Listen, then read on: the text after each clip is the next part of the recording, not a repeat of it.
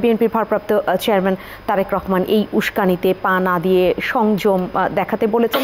তার পাশাপাশি তিনি একটি কথা বলেছেন যেটা আজকে গণমাধ্যমে খুব বেশি আলোচিত ছিল দিনভর, সেটা হচ্ছে যে নির্দিষ্ট কোনো বিশেষ ব্যক্তি বা রাজনৈতিক দলের বাইরে গিয়ে বাংলাদেশ ভারতের জনগণের মধ্যে যে সম্পর্ক স্থাপন করা অপরিহার্য তা বস্তুনিষ্ঠভাবে বোঝা গুরুত্বপূর্ণ।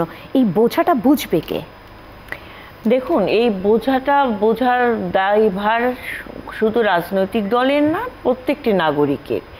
কারণ আমার দেশকে রক্ষা করার দায়িত্ব একজন মুসলিম ভাইয়ের যেমন দায়িত্ব, একজন হিন্দু, বৌদ্ধ, খ্রিস্টান সকলের দায়িত্ব।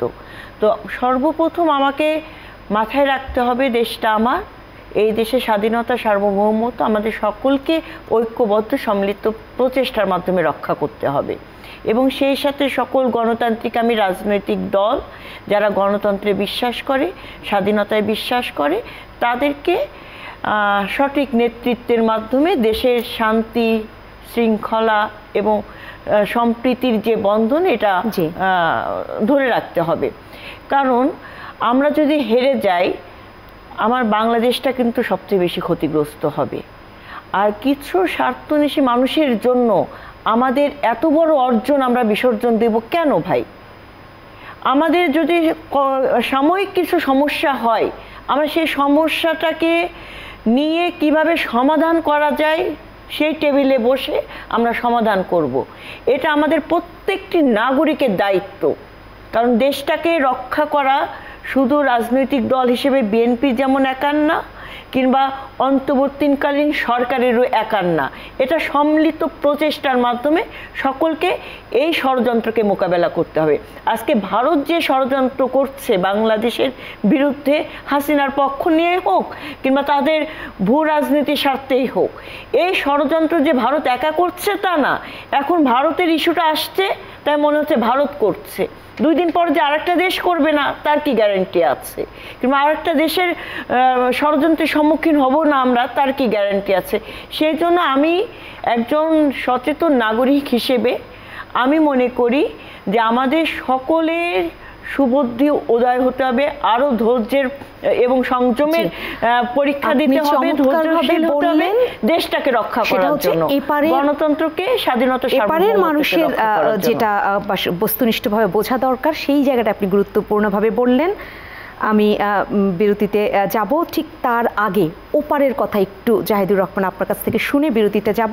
সেটা হচ্ছে এই যে বস্তুনিষ্ঠভাবে বোঝা দরকার, কারণ সম্পর্ক তো দুই দিকে, বাংলাদেশ এবং ভারতের মানুষের মধ্যে যদি সম্পর্ক হয় তাদেরও তো বোঝা দরকার। কিন্তু সমস্যা হচ্ছে যে যখন এটা একটা টার্ম আছে এখন খুবই আলোচিত, পোস্ট ট্রুথ ওয়ার্ল্ড, মানে সত্য উত্তরকালীন পৃথিবী।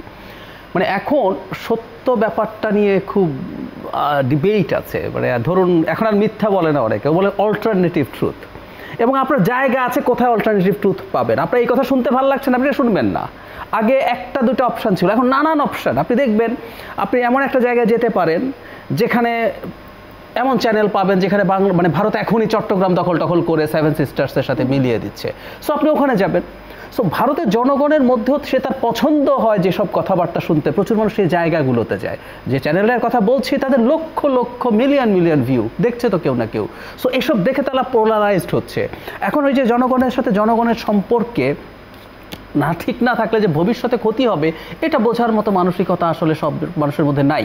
মিডিয়া আপনাকে পোলারাইজ করছে, পলিটিক্যাল লিডাররা পোলারাইজ করছে, ফলে মানুষ আসলে বুঝে উঠছে না। এটা খালি ওইদিকের কথা না, আমাদের দেশেও কি কেউ আছে না ভারতের সাথে একটা যুদ্ধ বাঁধিয়ে দেই, আসো ভারতের চিকেন নেক চেপে ধরবো, সো দ্যাট তাদের 7 সিস্টার্সের খবর হয়ে যাবে। এসব আমাদের দেশেও বলা হচ্ছে এবং তাদেরও প্রচুর এই বক্তব্য সাবস্ক্রাইব করছে।